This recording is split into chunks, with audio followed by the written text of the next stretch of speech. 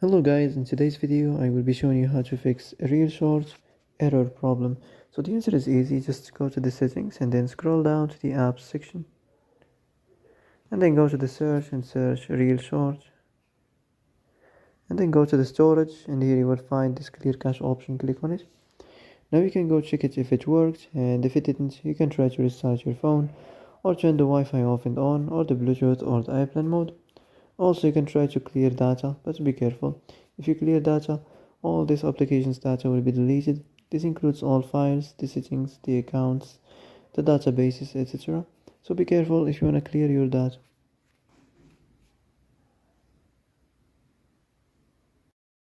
And that's it for today's video. I hope this is the answer you've been looking for. If you like this video, don't forget to like and subscribe, and see you in the next video.